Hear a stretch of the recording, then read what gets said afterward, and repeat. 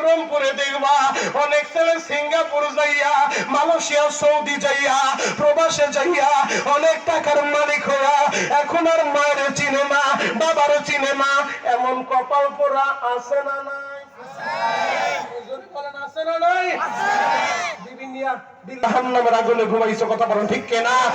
যুবক, তোমাদের ওই বাড়িওয়ালারা কোথায় আর বাড়ি কোথায়? দারোয়ান বলে এত বছর পরে তুমি আইছো বাড়ির খবর নিতে, তুমি কি জানো না এই বাড়িওয়ালা তো অনেক আগেই মারা গেছে, তার শেষ সম্বল ভিটা বাড়িটা বিক্রি কইরা দিছে। যুবক বলে চাচা বলেন কি? ওই মুরব্বী কিভাবে বললো?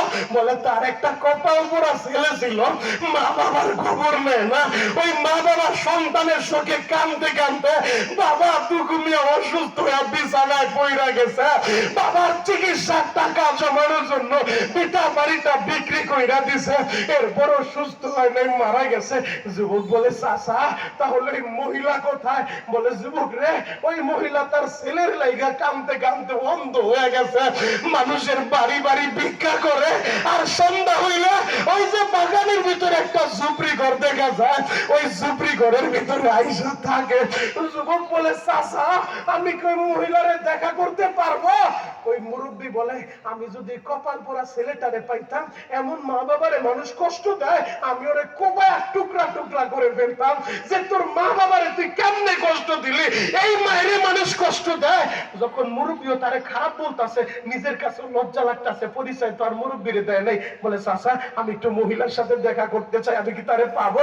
বলে ওই ঝুপড়ি ঘরের সামনে যে অপেক্ষা করো, সারাদিন ভিক্ষা কইরা সন্ধ্যার সময় ঝুপড়ি ঘরে আসে, যদি ফিরে আসে পাইতেও পারো, না আসলে তো আর পাইবা না। এবারে যুবক মায়ের দেখার লাইগা আহারে ঝুপড়ি ঘরের কাছে দাঁড়াইয়া গভীর আগ্রহ নিয়ে দাঁড়া রইছে। ও মা, আমি এতদিন বুঝি নাই রে মা, তুমি আমার এত ভালোবাসো। মায়ের এক নজর দেখার লাইগা দাঁড়া আছে। আমার মুন্সিগঞ্জের ভাইরা, আজকে শহরে তোমার 5 তলা বাড়ি, 3 তলা বাড়ি, তুমি বড় অফিসার, সরকারি চাকরি করো, আমি তোমারই বলছি বাবা একটা মিনিট হিসাব মিলা দেখো, 20-30 বছর আগে এই মুন্সিগঞ্জ শহরে এত বড় বিল্ডিং তোমার ছিল না, 20-30 বছর আগে এত সুন্দর চাকরি তোমার ছিল না, এত সুন্দর গাড়ি তোমার ছিল না। আহারে তোমাদের অনেকের বাবা পরের আলু খেতে বদলা দিয়া পরের জমিতে হাল চাষ কইরা তোমার লেখাপড়া করাইছে। যুবক রে, ওই মায়েরে কেমনে তোমরা কষ্ট দাও? গত রমজানে যখন আমি আহারে তাওয়াফ করে আহারে মাকাম ইব্রাহিমের পাশে বসা, হঠাৎ করে তোমাদের এই বিক্রমপুরের ওই গজারিয়ার একটা ছেলে আমার সাথে মুসাফা করে কান্দে আর বলে হুজুর প্রতিদিন আপনার বয়ানটা আমি শুনি, ও শরীয়তপুরি ভাই এই বিদেশটা আমার জন্য অভিশাপ। আমি বললাম কিভাবে? বলে হুজুর আমি যখন এত কষ্ট করে এই প্রবাসে আসলাম, আমার মা 10 জায়গা থেকে টাকাই না, ঋণ করে করে টাকাই না, আমার সৌদি পাঠাইলো, আমি আসার 1 মাস পরে আমার কাছে টেলিফোন আসছে আমার মা দুনিয়ায় না। হুজুর টাকার অভাবে আমি আমার মারে শেষবারের মতো দেখতে পারলাম না, আমি আমার মারে 1 মুঠো মাটি দিতে পারলাম না। হুজুর আমার বিক্রমপুরের ভাইরা রে, তোমাদের যাদের মা নাই রে ভাই, ওই মার কথাটা খুব স্মরণ করা চোখের গরম পানিটা ছেড়ে দিবারে বাবা।